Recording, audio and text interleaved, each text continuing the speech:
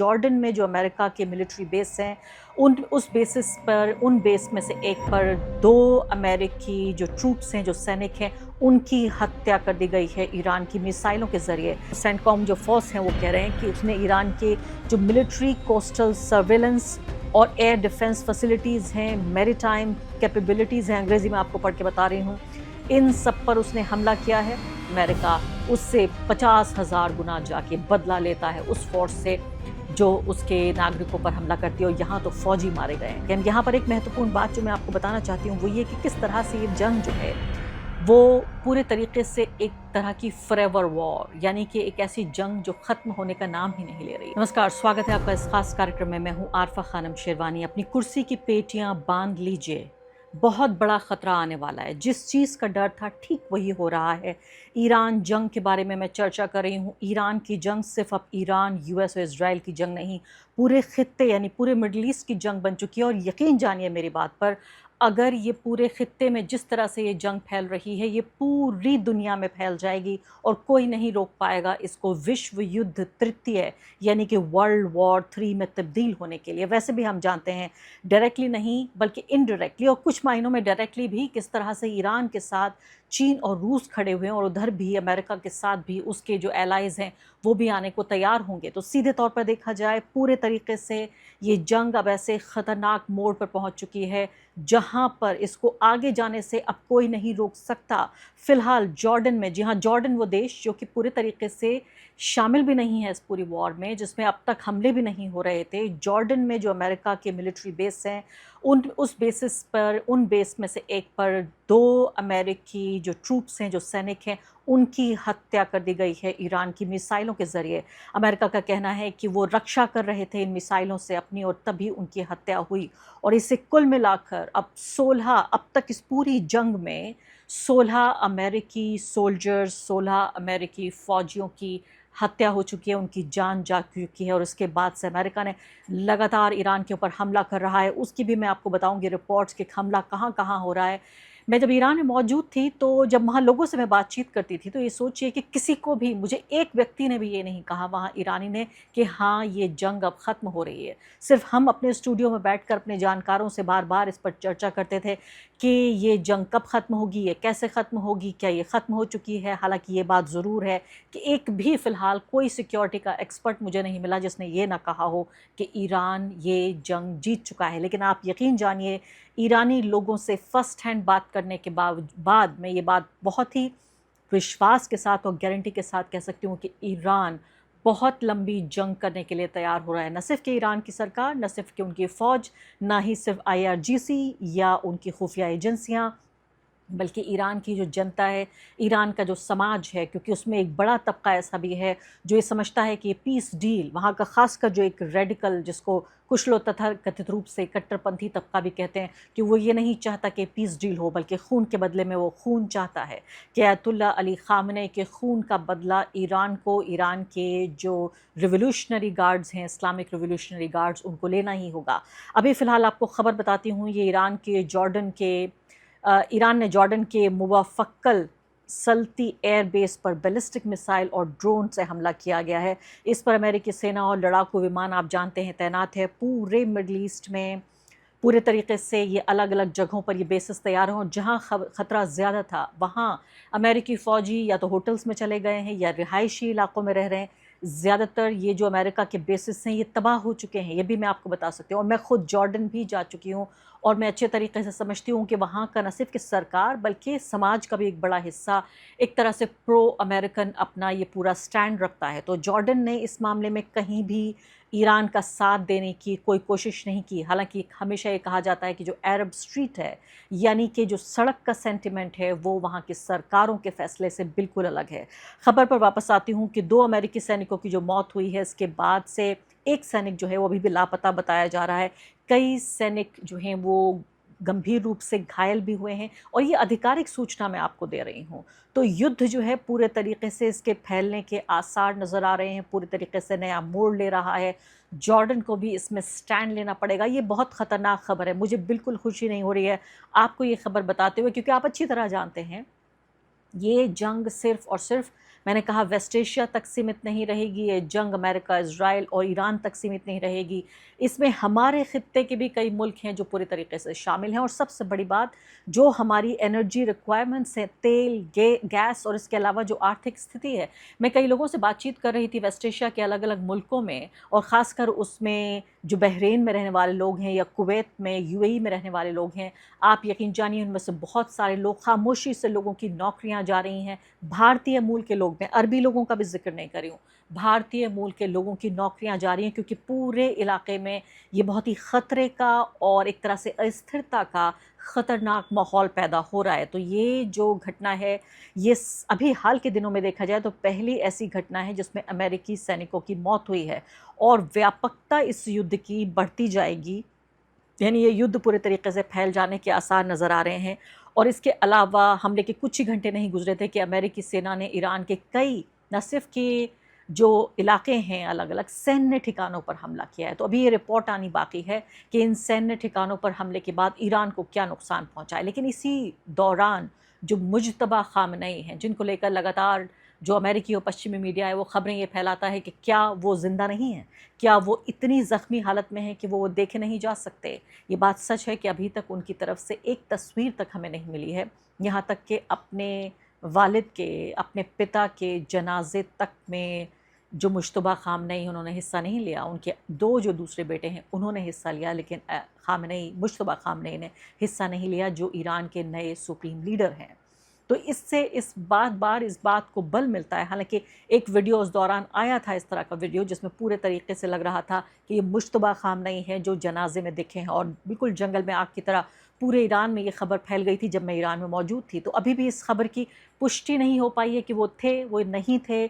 मैं कुछ कहने की स्थिति में नहीं हूँ, ना ही कंफर्म कर सकती हूँ, ना डिनाई कर सकती हूँ। लेकिन मुश्तबा खामनेई ने जो कहा है वो सीधे ट्रंप पर हमला किया है, और कहा है कि डोनाल्ड ट्रंप ने अमेरिका ईरान के बीच जो समझौता हुआ है उसका उल्लंघन किया है। आप अच्छी तरीके से जानते हैं कि इस बात को 8 दिन से ज़्यादा गुजर चुके हैं, जबकि दोनों देशों ने, ये जो संधि इनके बीच हुई थी, 60 दिनों का जो पीस प्रोसेस था वो ख़त्म हो चुका है, और दोनों देश लगातार एक दूसरे के ऊपर हमला कर रहे हैं। तो ये भी बेहद ख़तरनाक बात है। उनका ये भी कहना था कि ट्रंप के हस्ताक्षर, यानी कि जो उनका सिग्नेचर है, उसकी कोई हैसियत बाकी नहीं है। ट्रंप के सिग्नेचर से कोई फ़र्क नहीं पड़ता, उसका कोई मान सम्मान नहीं है। तो जो सेंटकॉम है, यानी कि जो अमेरिका का अपना मिलिट्री का सेंटर है, वो ये कह रहा है इस बात को, सेंटकॉम जो फोर्स हैं वो कह रहे हैं कि उसने ईरान के जो मिलिट्री कोस्टल सर्वेलेंस और एयर डिफेंस फैसिलिटीज़ हैं, मैरीटाइम कैपेबिलिटीज़ हैं, अंग्रेज़ी में आपको पढ़ के बता रही हूँ, इन सब पर उसने हमला किया है। और इसके अलावा ड्रोन स्टोरेज साइट्स को भी निशाना बनाया है। ईरान की मिलिट्री को काफ़ी नुकसान पहुंचाया है। अपने इन 2 फौजियों की मौत का बदला लेने के लिए सीधे तौर पर ये कह रहा है अमेरिका। और इसके अलावा उन्होंने कहा है कि ईरान के जो गार्ड्स हैं उनके ऊपर भी हमने अटैक लॉन्च किया है। इसके अलावा यूएस सर्विस मेंबर्स ने ये बात कही है, और इसके अलावा 50,000 यूएस के लोग, यानी मेन एंड वुमेन, पुरुष और महिलाएं यूनिफॉर्म में ऑपरेट कर रही हैं पूरे मिडल ईस्ट में। ये भी देखिए, ये बात पहली बार प्रकाश में आई है कि 50,000 इनकी तादाद है, जिनमें से 16 लोग अब तक मारे गए। ये तादाद आपको सुनने में ज़्यादा नहीं लगती, लेकिन आप जानते हैं कि अमेरिका की जो पॉलिसी रही है हमेशा, न सिर्फ कि अमेरिकी फ़ौजी बल्कि अमेरिकी नागरिक की जान को भी अमेरिका जिस तरह से कहता है कि एक तरफ पूरी दुनिया है और दूसरी तरफ है अमेरिकन सिटीज़न, यानी कि उनकी जान की जो कीमत है वो पूरी दुनिया के किसी भी नागरिक से ज़्यादा है। मैं यहाँ बिल्कुल ये कहने की कोशिश नहीं कर रही हूँ कि ये बहुत अच्छी बात है, मैं सिर्फ आपको बता रही हूँ कि मैटर ऑफ फैक्ट किस तरह से अमेरिका इसको देखता है कि दुनिया के किसी भी नागरिक की, किसी भी देश के नागरिक की हत्या हो जाए, मौत हो जाए, कोई फ़र्क नहीं पड़ता, लेकिन जो अमेरिकी नागरिक है उसका खून, उसकी जान, उसकी कीमत को बहुत बड़ा माना जाता है। और इसीलिए 9/11 का हमला हो या इससे पहले कोई भी हमला रहा है, अमेरिका उससे 50,000 गुना जाके बदला लेता है उस फोर्स से जो उसके नागरिकों पर हमला करती है। और यहाँ तो फ़ौजी मारे गए हैं। तो सीधे तौर पर आप देख रहे हैं कि 50,000 पुरुष और स्त्रियाँ हैं यूनिफॉर्म में, यानी कि सैनिक हैं, पुरुष और महिला सैनिक हैं इस पूरे ख़ित्ते में जो रक्षा कर रहे हैं। और ये तमाम तौर से अमेरिका का ये कहना है पूरी तरीके से अलर्ट हो गए हैं, फोकस्ड हैं और हमला करने के लिए तैयार हैं। लेकिन बाकायदा अमेरिका बार बार अपने नुकसान को कबूल कर रहा है। ये बात भी आपको माननी पड़ेगी, चाहे उसके जंगी जहाज़ों का नुकसान हो या यहाँ पर उसके फ़ौजियों का नुकसान हो। अमेरिका की एक बात आपको माननी पड़ेगी कि वो अपने नुकसान को, इस सब के बावजूद भी कि इससे पब्लिक ओपिनियन बदलता है, आम लोगों की राय अपने नेता और अपने सरकार के खिलाफ बनती है, लेकिन इसके बावजूद भी अमेरिका में कम से कम इतनी पारदर्शिता है कि अगर उनके जहाज़ गिराए जा रहे हैं तो ये बात उनकी मीडिया सामने रखती है, प्रेस कॉन्फ्रेंस करते हैं डोनाल्ड ट्रंप, और अगर उनके फ़ौजी भी मारे जा रहे हैं तो उसको छिपाने के बजाय जनता के सामने पारदर्शी तरीके से इसको रखा जाता है। तो आपको यहाँ पर ये ध्यान देने वाली बात यह है कि जिस तरह से पहले ईरान का हमला और उसके बाद अमेरिका का जवाबी हमला, इस सब के दौरान जॉर्डन को आप ये देखिए कि कभी भी कोई डायरेक्टली वो इस युद्ध में एक पक्ष नहीं रहा है। तो सीधे तौर पर वो एक न्यूट्रल पोजीशन लेने की कोशिश कर रहा है, क्योंकि पब्लिक ओपिनियन इसमें बिल्कुल अलग है। हालांकि ये अलग बात है कि अपने जो यानी अमेरिका के जो सैनिक अड्डे हैं जॉर्डन में, और जो जॉर्डन की सरकार है, जो जॉर्डन के किंग हैं, वो पूरे तरीके से अमेरिका की उंगलियों पर और इशारों पर नाचते हैं, ये आपको अच्छी तरह पता है। तो अब यहाँ पर ये देखना है कि अब ये पूरा जो स्ट्रेटेजिक पॉइंट बन गया है, ये रणनीति का जो पूरा केंद्र बन गया जॉर्डन, अब जॉर्डन क्या करेगा? अब जब जॉर्डन पे हमला हुआ है तो क्या जॉर्डन की धरती से ईरान पर हमला होगा? यहाँ पे ये देखने वाली बात होगी। अभी तक यूएई, सऊदी अरब, कुवैत और ओमान और इस तरह से हम देख रहे थे कि ये अलग अलग बहरीन जो देश हैं ये एक तरह से फंसे हुए थे, करें तो करें क्या? इन सब की इकॉनमी पूरे तरीके से नाजुक स्थिति में चली गई है। और इसके अलावा ये अभी तक बताया जा रहा है कि हाल ही में एक दो नहीं बल्कि ईरान का जॉर्डन पर अमेरिका के सैनिक अड्डों पर ये चौथा हमला है। एक्सियोस की रिपोर्ट ये बता रही है, और अमेरिका का सैनिक नुकसान बढ़ गया है अभी पूरे तरीके से देखा जाए तो। और जिस तरह से अलगार कहा है अब जो मुश्तबा खामनेई हैं, वो साफ तौर पे पता चलता है कि दोनों तरफ से जो जंग के का जो आवाज़ें हैं और जंग की जो ललकार है और यलगार है, वो अलग ही मोड़ पर पहुंच रही है। और अभी कुछ देर पहले मैं देख रही थी कि कैसे ईरान की तरफ से ये कहा गया कि ये कैसे अमेरिकी सैनिक हैं, ये कैसे दुनिया की सबसे बड़ी ताकत हैं, ये कैसे दुनिया का सबसे बड़ी मिलिट्री पावर है कि इनके सैनिक अगर ख़तरा होता है तो आम आबादी के बीच में छिप जाते हैं। ये कैसे लोग हैं, ये कैसे सैनिक हैं, ये फ़ौजी कैसे हैं, इनके अंदर क्या खून इनमें उबाल नहीं देता, क्या इनमें कोई देशभक्ति नहीं है कि अगर इनके ऊपर हमला होता है कि ईरान मिसाइल दाग सकता है, ड्रोन से हमला कर सकता है और बमबारी कर सकता है, तो ये होटलों में जाके टूरिस्टी जगहों पे छिप जाते हैं। तो ये कैसे फ़ौजी हैं कि इनको इतना भी इनके अंदर देशभक्ति का जज्बा नहीं है,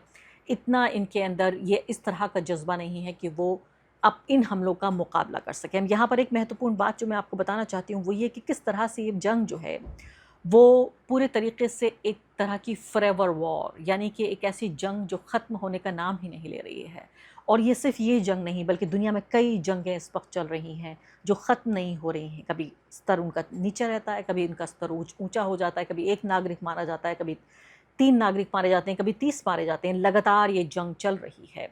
तो अमरीश मिश्रा जाने माने पत्रकार, ईरान भी होकर आए हैं, सिक्योरिटी के भी एक्सपर्ट हैं, इस पूरे खित्ते को भी अच्छे तरीके से समझते हैं। जब मैंने उनसे बातचीत करने की कोशिश की तो उन्होंने बताया कि कैसे बिल्कुल एक बॉइलिंग पॉइंट पर पूरा ये खित्ता पहुंच चुका है हमारा, यानी वेस्ट एशिया का ये पूरा जो रीजन है। और इसके अलावा ऐसा नहीं लगता कि आने वाले दिनों में ये जंग ख़त्म होगी, बल्कि एक ख़तरा उन्होंने बताया कि ये तीसरे विश्व युद्ध की तरफ बढ़ते हुए कदम नज़र आ रहे हैं। देखिए क्या है, पूरी जो सिचुएशन है वो इस समय एक बॉइलिंग पॉइंट पे पहुंच रही है। और ये जो फेज है, ये जो पोस्ट फ्यूनरल जो एक जंग एकदम से गर्म हुई, इसके पीछे देखिए सीधे तौर पे इजराइल का हाथ है। क्योंकि इजराइल ने तुरंत ही, आप समझिए कि 9 जुलाई के आसपास, 10 जुलाई से ये खबरें फैलाना शुरू कर दी थी कि ईरान अमेरिका के प्रेसिडेंट ट्रंप को असैसिनेट कर सकता है। और उसके बाद ट्रंप ने फिर एमओयू वगैरह खत्म होने की बात कही। उधर ईरान के पार्लियामेंट ने भी एक सख्त रुख अपनाते हुए कहा कि हम कब तक इस तरह से बातचीत करते रहेंगे जिसका कोई नतीजा नहीं है, और एक ऐसे एडवर्सरी से जो अपने रोज बयान बदलता है। तो उन्होंने भी अपनी तरफ से एमओयू के खत्म होने का ऐलान किया। और यहां तक ईरान की पार्लियामेंट ने कह दिया अपनी सरकार, ईरान की सरकार को, कि अब आगे से इनकलाबी रवैया अपनाओ, रेवोल्यूशनरी लाइन अपनाओ। और इसके साथ साथ जो मुश्तबा खामनेई ने जो एक गाइडलाइन सेट की कि जो रेड लाइंस हैं, जो लाल रेखाएं ईरान की हैं, वो क्रॉस नहीं होनी चाहिए। तो उस कॉन्टेक्स्ट में ये जो जंग हो रही है, देखिए इसमें ईरान की जो तैयारी, ये तो सामने आ रही है बात कि अमेरिका स्ट्राइक कर रहा है, लेकिन इसमें दो पहलू। अभी अमेरिका साउथ ईरान में स्ट्राइक कर रहा है, उसके आगे अभी थोड़ा बहुत मैंने देखा तो खुर्रमाबाद जैसे शहरों पे वो जो वेस्ट ईरान में है एक दो स्ट्राइक्स हुई हैं, लेकिन अभी साउथ ईरान में अभी मामला केंद्रित है। तो ये देखिए एक मल्टी फ्रंट वॉर भी हो रही है धीरे धीरे। मुझे ये लग रहा है कि बड़ी जंग हो रही है, रीजनल वॉर जो पिछली बार कही गई थी 40 दिन की जब जंग हुई थी, तो अमेरिका पूरी कोशिश कर रहा है, ईरान भी अपना मजबूत तरह से स्ट्राइक कर रहा है, लेकिन ईरान ध्यान रख रहा है कि अमेरिकन बेसिस पे स्ट्राइक हो गल्फ में, गल्फ कंट्रीज के सिविलियंस पे कोई स्ट्राइक ना हो, ये ईरान इस बात का ध्यान रख रहा है। तो ये जो देखिए एक बहुत बड़ा एक चेस गेम भी है, इसको आप कह सकती हैं। अभी न्यूयॉर्क टाइम्स में एक आर्टिकल कल ही आया जिसमें कहा गया कि Trump has again started a forever war. अब फॉरएवर वॉर अमेरिका में एक टर्म है, क्योंकि अमेरिका ने देखा है वियतनाम वॉर 10 साल चली, फिर इराक वॉर कितने साल चली, अफगानिस्तान 20 साल चली। तो ये तो है कि एक अंतहीन जंग का सिलसिला शुरू हो गया और दुनिया इससे रूबरू है, आने वाले दिनों में और होगी। जो देश इसकी जद में नहीं है वो इसकी जद में आएंगे, मुझे लगता है। अब यहां पर देखिए जो सबसे जो बड़ी बात है वो यही है देखने की कि जो अलायंसेस बनेंगे, जो अभी जो अलायंसेस हैं वो एक साफ है, रशिया चाइना ईरान एक तरफ, अमेरिका इजराइल नेटो एक तरफ। लेकिन जो आने वाले दिनों में अलायंसेस बनेंगे वो सबसे इंटरेस्टिंग, वो तय करेंगे। अब जहां तक जनता की बात है तो भाई सही बात है, सारे जो देश हैं वो अगर जंग की तरफ बढ़ रहे हैं किसी न किसी रूप में, और हम भी अपने इंडियन सबकॉन्टिनेंट में देख रहे हैं, बाकी जगह लैटिन अमेरिका में भी बहुत ही ज्यादा डिस्टेबलाइजेशन है, हर जगह ईस्ट यूरोप सब जगह, अफ्रीका अफ्रीका में देखिए आप, हर जगह मतलब वहां तो वैसे ही सिविल वॉर चल रही है लगभग हर देश में। तो इसलिए देखिए ये जो एक बात है, इसमें अब आने वाले दिनों में अलग अलग देश खुल के किसी न किसी काम के साथ आएंगे, या कोई तीसरा काम भी क्रिएट हो सकता है। मैं ऐसे ही कह रहा हूं इन फॉर आर्ग्यूमेंट से। तो इसलिए ये अब मेरे ख्याल से ये बात सही है, दुनिया को ये तैयारी करनी होगी कि एक नए फेज में हम एंटर कर रहे हैं जिसमें जंग प्रधान पहलू बन रहा है।